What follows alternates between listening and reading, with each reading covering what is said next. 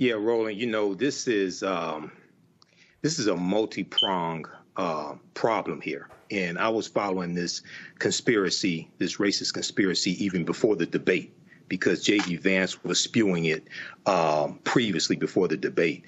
The Haitians and their numerous articles on this is a good one from CNN.com, Fear and Frustration in Ohio City as Political Debate Seizes on Growing Haitian Population. And it talks about how these Haitians who are there legally, okay, because of temporary protective status, those Haitians that are there legally in Springfield, Ohio, how they have rejuvenated the city. And they also talk about how many of the Haitians are highly educated as well. So one of the things now, this whole thing is not unusual for Donald Trump because in January 2018, remember Donald Trump called immigrants from Haiti, El Salvador, and African countries S-hole countries. OK, and he said, why can't we have more immigrants from places like Norway, meaning European countries? So this coming from Donald Trump spewing this is not surprising. He's done this before. America owes a debt to Haiti. One of the reasons why you have the Louisiana Purchase of 1803, which doubled the territory of the U.S., is because of the Haitian Revolution. And these Africans beating the hell out of Napoleon and France almost going bankrupt. So they sold the land that they had here, the Louisiana Territory, to the U.S. And this is how you get this is how you double the territory of the United States. So this is another racist lie. This is in the vein of Donald Trump and MAGA. This is another example why these people have to be defeated, period. Hopefully, nobody ends up physically harmed because of these lies.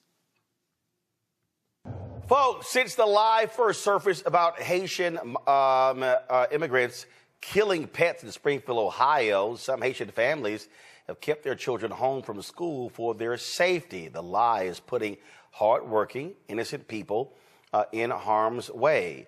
In Springfield, officials there have made it very clear that these accusations are vicious lies.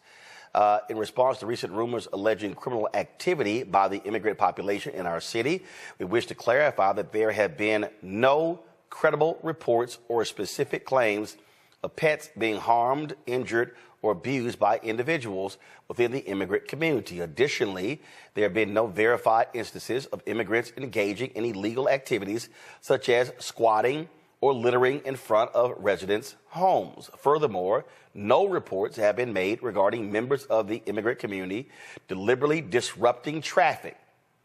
Thank you. Now, today, 2 schools had to be evacuated as a result of threats made there as well. Folks, this is shameful, what is going on there. Haitian Americans across the country have been up in arms. There was a big news conference yesterday in New York City. Today, when we were at the White House, Karine Jean-Pierre, of course, who is Haitian American, talked about her proud heritage. And also, we're going to show for you what President Biden had to say about the attacks on Haitians as well. Joining me right now is Makovi Neal. She is the special projects editor at the Haitian Times. All right, Ms. Neal, glad to have you here. So this is the thing that is unbelievable. We are watching in real time Republican candidates, Senator J.D. Vance. Oh, I'm getting phone calls from my constituents, as if these Haitian immigrants are not his constituents. The first lie is they're here illegally. Donald Trump literally has been repeating that at rallies. They're not in Springfield, Ohio, illegally. No. And that's the thing. It's funny that these claims came up just a few days before the first presidential debate and so close to the election, Roland. And it wasn't really surprising for us at the Haitian Times to really see it reach this level, because this type of rhetoric, we're used to it, right? We've felt it and dealt with it before in different places across this country. And I think for folks who don't know, I have to just do a quick primer on Haitians and Haitian Americans. We're about 1.5 million people in the U.S., okay? And we've been in the U.S. settling here for the past 50, 60 years.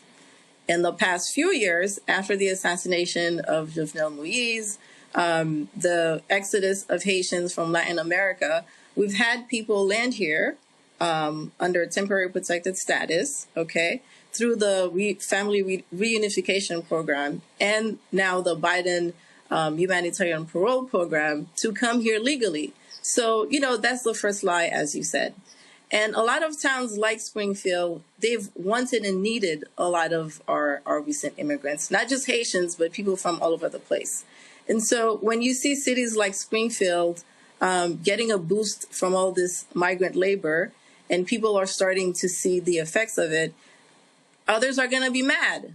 And so when you have MAGA, you have people online spewing whatever they can spew, it's natural for them to take that and try to continue to use it to distract us, right, from the election and to divide us. Unfortunately, it has real consequences, like the bum scares, the schools shutting down, and people literally feeling like they can't go to Walmart without having to deal with some sort of attack, right? And so that's where we are. Unfortunately, this is not unique to Springfield, Ohio. It might be getting coverage more than anywhere else, but this is not a unique situation. This type of thing has been happening all over the country in towns that are seeing more immigrants, more Black immigrants, right, come in without the proper resources to help them settle in here. Listen, I wrote an entire book called White Fear, How the Browning of America is Making White Folks Lose Their Minds. And that's exactly what's happening right now. White folks in Ohio, they're losing their minds. And so what you have is these white people who, in their mind, you hear it. We got housing issues. They're taking our jobs. They're taking our housing. First of all, Springfield, Ohio, you were dying. Yes. You were literally dying. Your tax base was dying.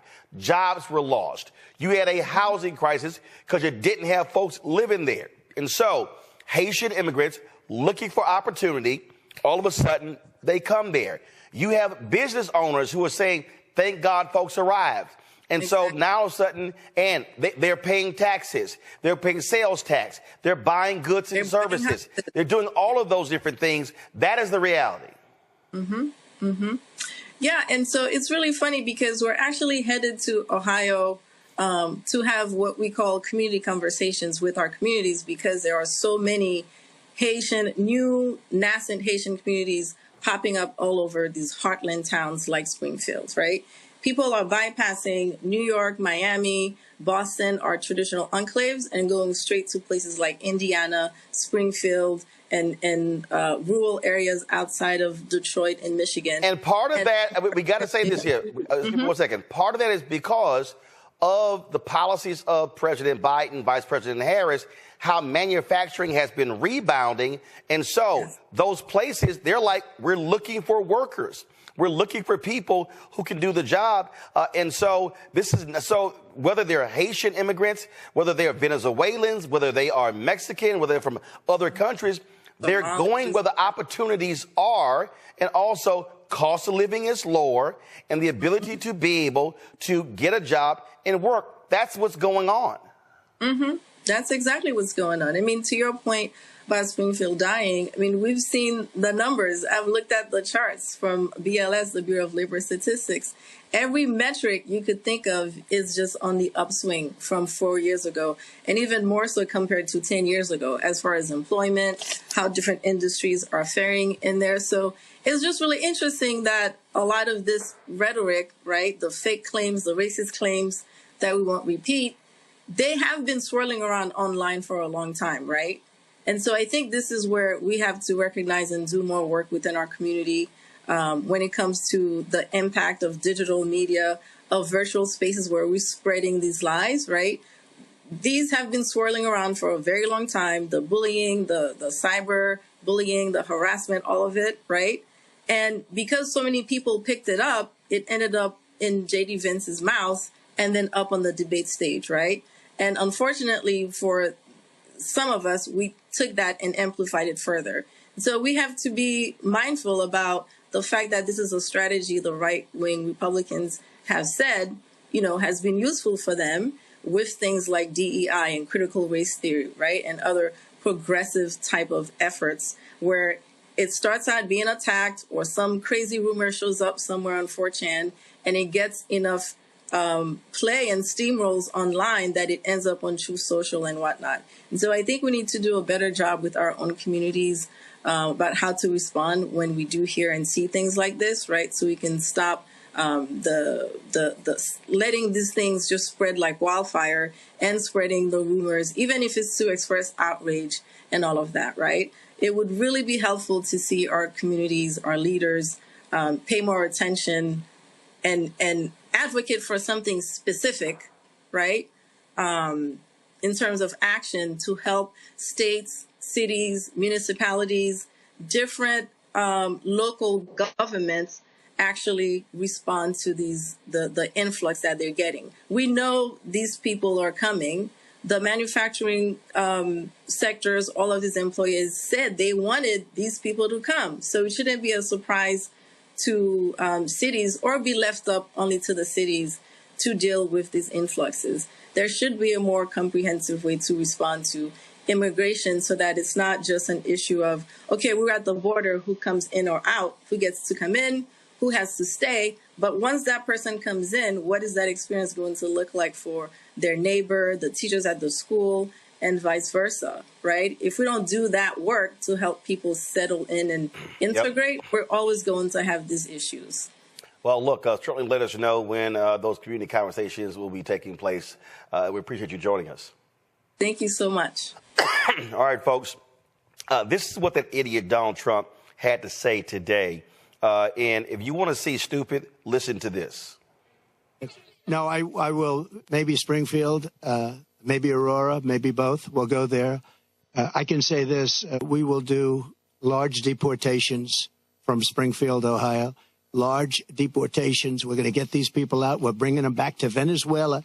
You know, he told Biden he's not accepting anybody back. They moved all their criminals, not all of them, but the rest are moving in now. First of all, how are you going to move Haitian immigrants to Venezuela? Again, that's just how stupid these folks are. Singer John Legend weighed in on this. He's a native of Springfield, Ohio, and dropped this video on yesterday. Hello, everyone. My name is John Legend, and I was born as John R. Stevens from a place called Springfield, Ohio. Oh, Springfield, Ohio. You may have heard of Springfield, Ohio this week. In fact, if you watched the debate, we were discussed by our presidential candidates, including a very special, interesting man named Donald J. Trump.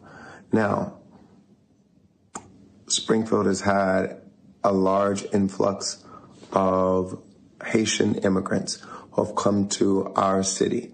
Now, our city had been shrinking for decades. We didn't have enough jobs. We didn't have enough opportunity. So people left and went somewhere else. So when I was there, we had upwards of 75,000 people. And in the last 5 years, we were down to like 60,000 people. But of late, during the Biden administration, there have been more jobs that opened up, more manufacturing jobs, more plants, factories that needed employees and were ready to hire people. So we had a lot of job opportunities, and we didn't have enough people in our town of 60,000 people to fill those jobs. And during the same time, there had been upheaval and turmoil in Haiti, and the federal government granted visas and immigration status to a certain number of Haitian immigrants so they could come to our country legally. And our demand in Springfield for additional labor met up with the supply of additional Haitian immigrants. And here we are. We had about 15,000 or so immigrants move to my town of 60,000. Now, you might say, wow, that's a lot of people for a town that only had 60,000 before. That's a 25% increase. That is correct. So you might imagine there are some challenges with, integrating a new population, new language, new culture, new dietary preferences, all kinds of reasons why there might be growing pains, making sure there are enough services to accommodate the new larger population that might need bilingual service providers, et cetera, et cetera. So there are plenty of reasons why this might be a challenge for my hometown. But the bottom line is these people came to Springfield because there were jobs for them and they were willing to work. And they wanted to live the American dream, just like your German ancestors, your Irish ancestors, your Italian ancestors, your Jewish ancestors, your Jamaican ancestors, your Polish ancestors, all these ancestors who have moved to this country, maybe not speaking the language that everyone else spoke, maybe not eating the same foods, maybe having to adjust, maybe having to integrate, but all coming because they saw opportunity for themselves and their families in the American dream, and they came here to do that. Some facts about immigrants. They usually do very well here. They are hardworking, they're ambitious, they commit less crime than native-born Americans, and they will assimilate and integrate in time, but it takes time.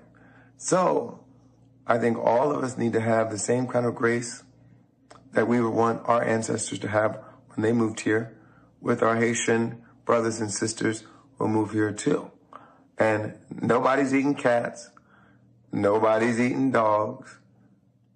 We all just want to live and flourish and raise our families in a healthy and safe environment. How about we love one another? I grew up in the Christian tradition. We said to love our neighbor as we love ourselves and treat strangers as though they might be Christ. So, how about we adopt that ethos when we talk about immigrants moving to our communities and don't spread hateful, xenophobic, racist lies about them. John R. Stevens from Springfield, signing off. All right, folks, my panel, Michael Imhotep. He's the host of the African History Network show, joining us from Detroit. Commentator, communications strategist out of D.C., Matt Manning, civil rights attorney out of Corpus Christi, Texas. Folks, go to my iPad. This is a story that was in Reuters that shows you the population of Springfield and how it had fallen sharply since the 1970s census. You see, in 1960, 1970, the population of Springfield, Ohio, exceeded 80,000. Dropped 1980, further in 1990, further in 2000, further in 2010, further in 2020. In 2020, it dropped below 60,000 people. Now, based upon this chart, the last time the population of Springfield, Ohio was below 60,000 people was in the 1930s. Let me say that again. The last time Springfield dropped below 60,000 was in the 1930s. Now, when you look at that chart again, so if you go from 80, 82,000 down to 70, 75, then lower, and then you get just above 60, then you get to 60, then you get below 60, the impact shows up in several different ways. First, it shows up in sales taxes. Fewer people who are buying things. Secondly, it shows up, you don't have available housing. It impacts everything. You have fewer people in your schools. We can go on and on and on. Now, you have this influx over the last several years, 15, 20,000 Haitians. Is that a significant population growth? It is. There are going to be growing pains with that because if your population has been dropping, your population has been dropping for that period, you now have to recalibrate as a city to deal with that influx, and so you're going to actually have that. I dare say, Michael, the real issue among these white folks, what's scaring them is, 15, 20,000 Haitians, what happens if they become voters? They now become a voting bloc. They now can then have political power, which means economic power. And so what you have is you have these white folks trying to hold on to their old white town that's dying. As we keep saying, the average white death rate in America in about 15 states is higher than the average white birth rate. And so what they're saying is we would rather go down to 50, 40, 30, 20 than to have these black folks come into our city and save our asses. Yeah, Roland, this is a multi-pronged problem here. And I was following this conspiracy, this racist conspiracy, even before the debate, because J.D. Vance was spewing it previously before the debate. The Haitians and their numerous articles on this is a good one from CNN.com, Fear and Frustration in Ohio City as Political Debate Seizes on Growing Haitian Population. And it talks about how these Haitians who are there legally, because of temporary protective status, those Haitians that are there legally in Springfield, Ohio, how they have rejuvenated the city. And they also talk about how many of the Haitians are highly educated as well. So one of the things now, this whole thing is not unusual for Donald Trump because in January 2018, remember Donald Trump called immigrants from Haiti, El Salvador, and African countries S-hole countries. And he said, why can't we have more immigrants from places like Norway, meaning European countries? So this coming from Donald Trump spewing this is not surprising. He's done this before. America owes a debt to Haiti. One of the reasons why you have the Louisiana Purchase of 1803, which doubled the territory of the U.S., is because of the Haitian Revolution. And these Africans beating the hell out of Napoleon and France almost going bankrupt. So they sold the land that they had here, the Louisiana Territory, to the U.S.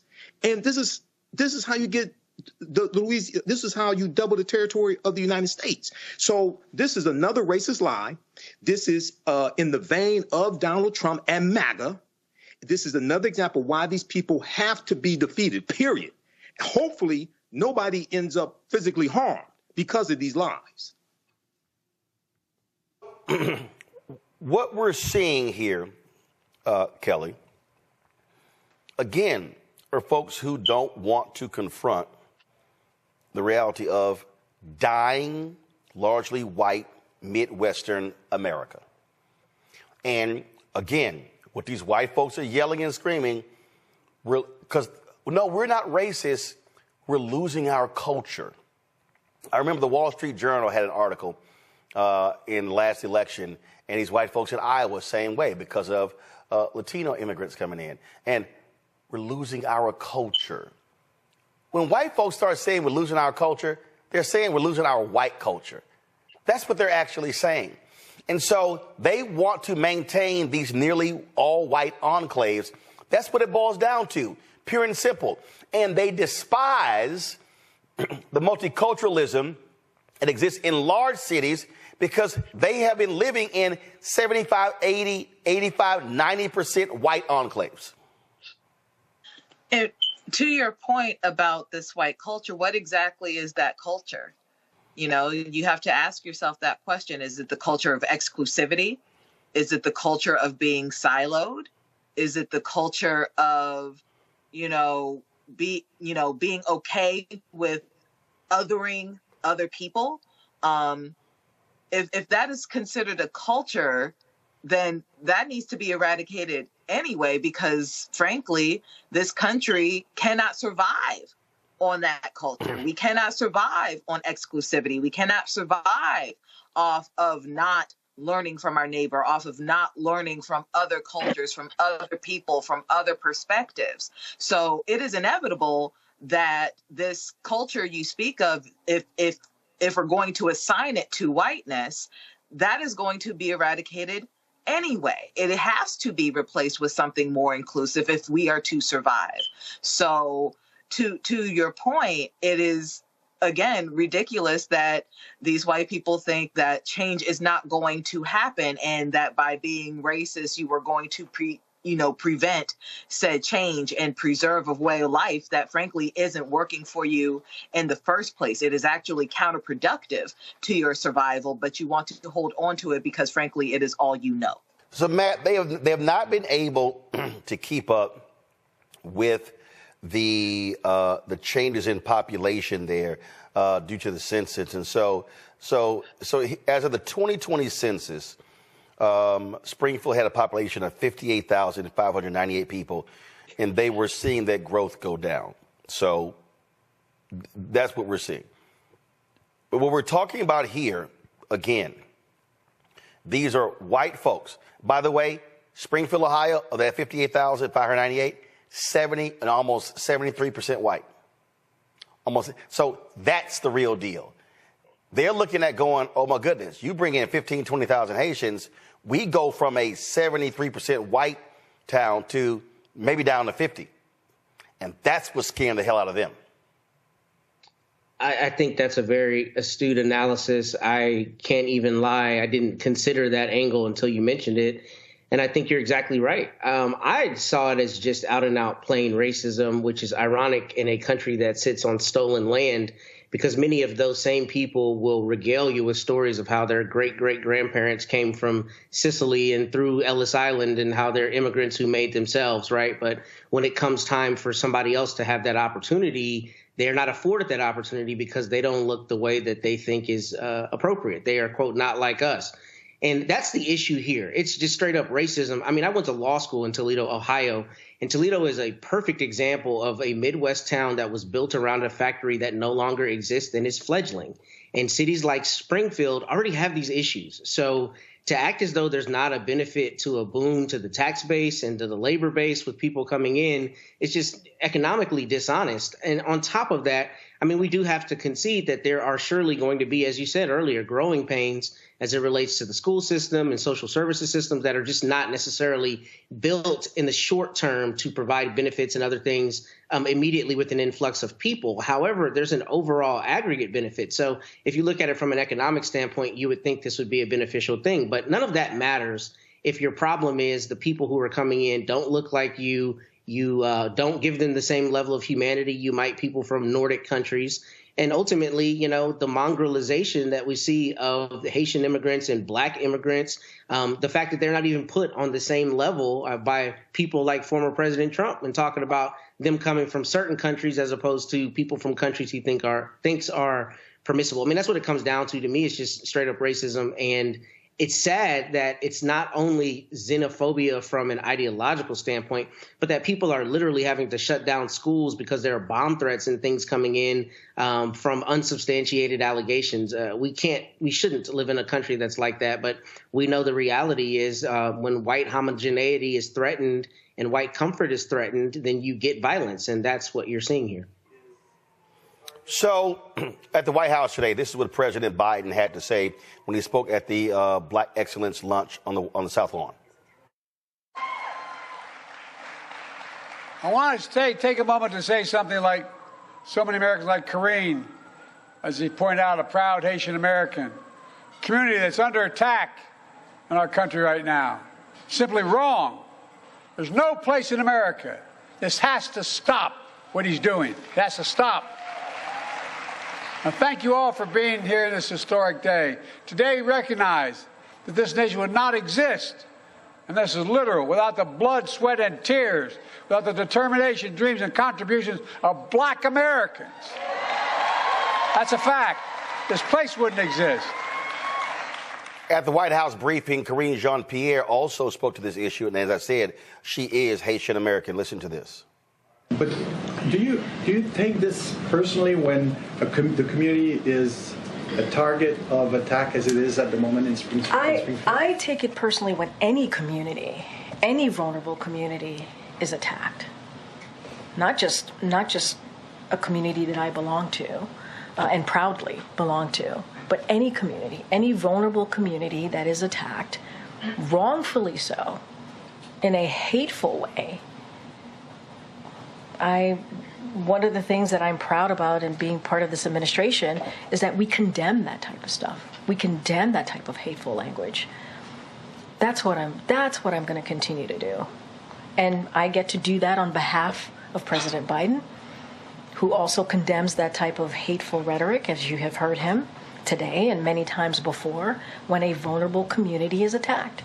That's not what national leaders should be. Political leaders should not be attacking vulnerable communities.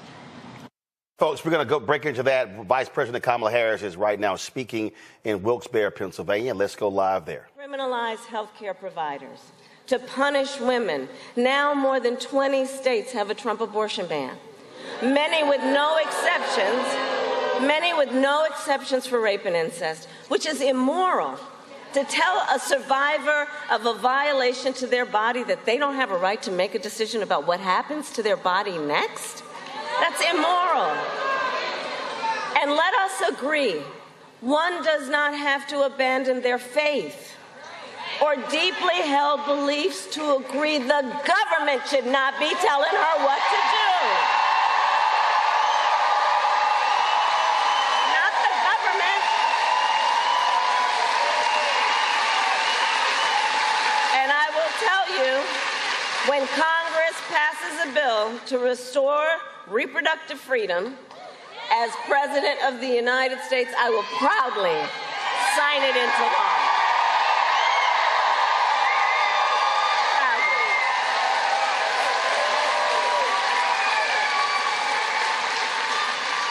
And I'm traveling our country, and I'll tell you, across our nation, we are witnessing a full-on assault on other hard-fought, hard-won fundamental freedoms and rights, like the freedom to vote, the freedom to be safe from gun violence, the freedom to join a union, and the freedom to love who you love openly and with pride.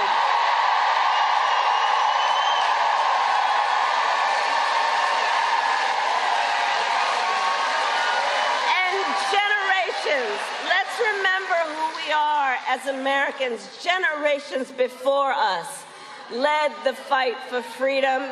And to the friends here, I say, the baton is now in our hands.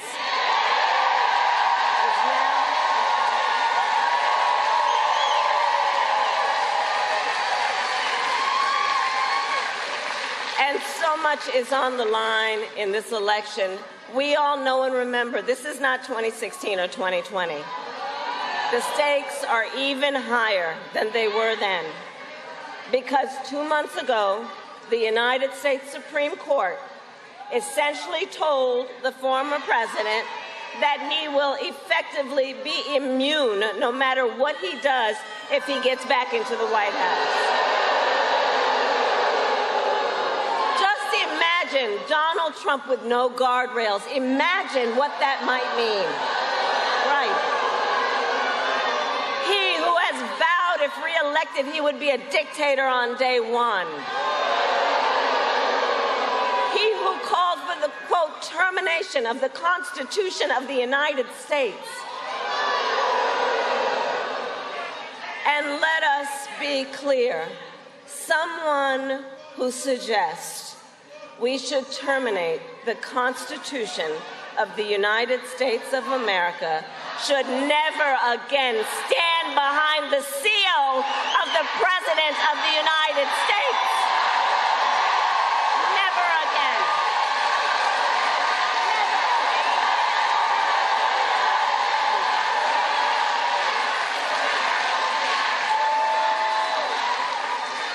So Pennsylvania, it all comes down to this. We are here together because we love our country. We love our country. And we who are here understand the awesome responsibility that comes with the greatest privilege on earth, the privilege and pride of being an American.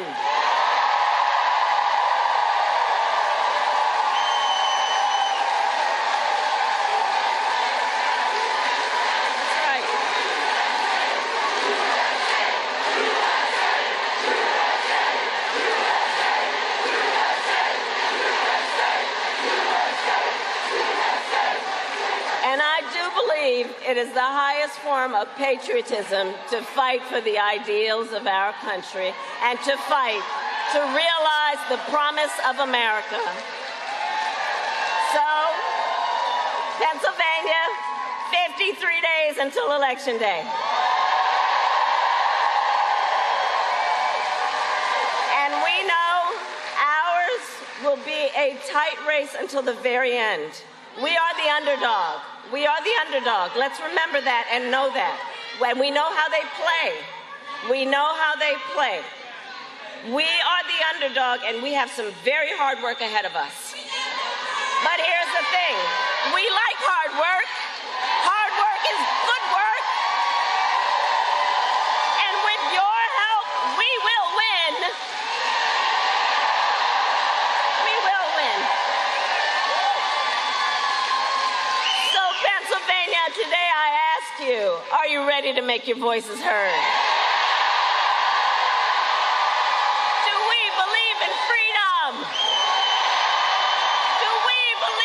Opportunity. Do we believe in the promise of America? And are we ready to fight for it? And when we fight, God bless you and God bless the United States of America.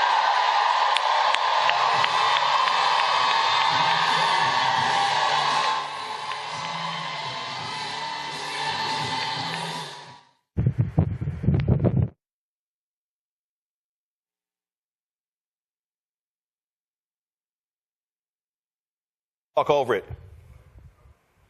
Folks, that was Vice President Kamala Harris just finishing her speech there in Wilkes-Barre, Pennsylvania, a jam-packed audience. Yesterday, she had two speeches that took place in, I tell you, they drive me crazy when they cut the feed that fast. It's just me. All right. She was in Charlotte and Greensboro on yesterday. Really out there hitting the road in a very aggressive way. You're seeing that. Again, Pennsylvania, critical state, North Carolina, they're seeing the polling data there as a critical state as well. I'm going to go back to our panel real quick before I got to go to a break and go to our next guest.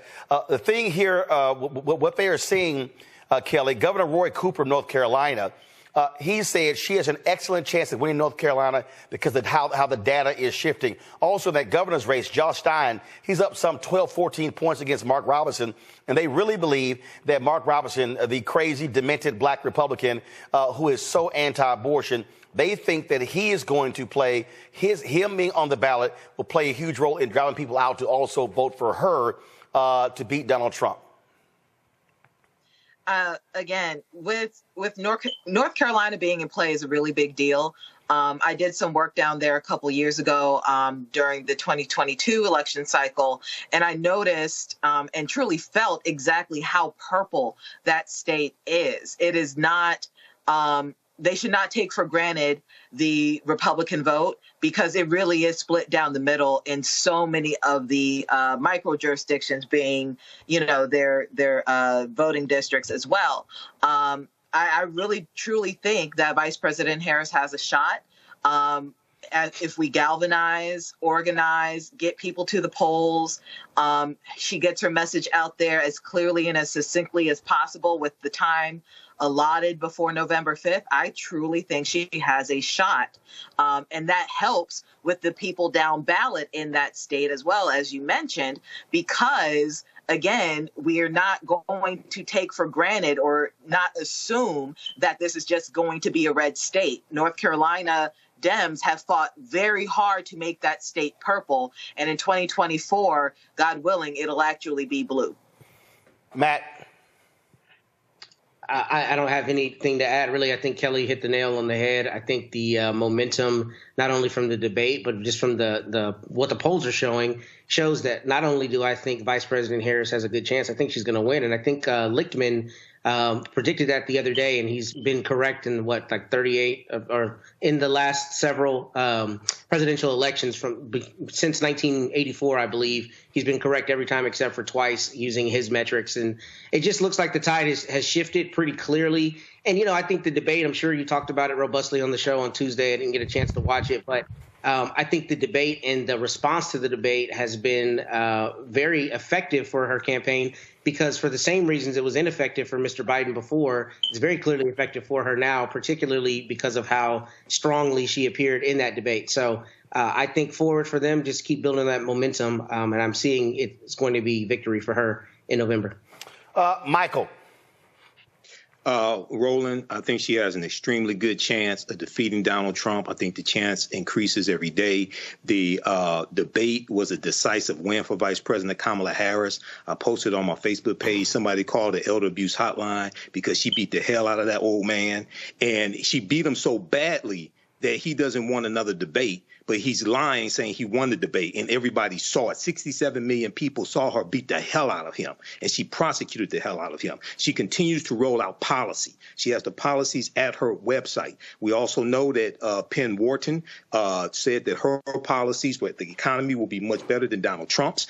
And as we learn more about her policies, we see how they will target the middle class, help people prosper, and also bring more people into the middle class, whereas Donald Trump's policies, his tariffs are going to cause a recession and cause middle class families to pay close to $4,000 more a year. So this is all hands on deck, but I think she's going to win it. I think we're going to win it.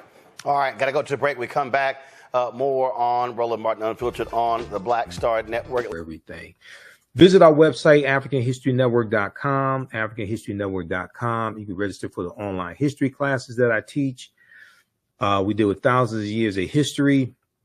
I teach 2 online history classes, Saturdays 4 p.m. to 6 p.m. and Sundays 4 p.m. to 6 p.m. Saturdays is Ancient Kemet, the Moors, and the Ma'afa, understanding the transatlantic slave trade, what they didn't teach you in school. And then on Sundays, Black resistance movements, from Christopher Columbus to the Haitian Revolution and the Black Power movement, 1492 to 1968. So we have classes coming up this weekend. Classes on sale, $80. We do the sessions live. All the sessions are archived and recorded. You can go back and watch it any time. We have a bundle pack of courses. You can register for both classes also. I do a PowerPoint presentation. We have book references, articles, video clips. Even after the course is over with, you still have access to the full class. You can go back and watch it anytime. And then Ancient Kemet, the Moors, and the Ma'afa, understanding transatlantic slave trade. That meets this weekend also. You can we have the course outline here that you can download as well. So it gives you a lesson plan for each class session.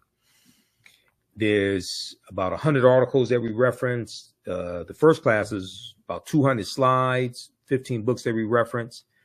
You don't have to buy any of the books to follow along in class. Click right here to download the lesson plan also, okay? I show you it's a very visual class, so I show you the excerpts of the books right on the screen, all right? Okay, so the content is PG-13. You can use this with your children as well. I don't do a lot of cursing. It's not overly vulgar or anything like that. It's nothing like that.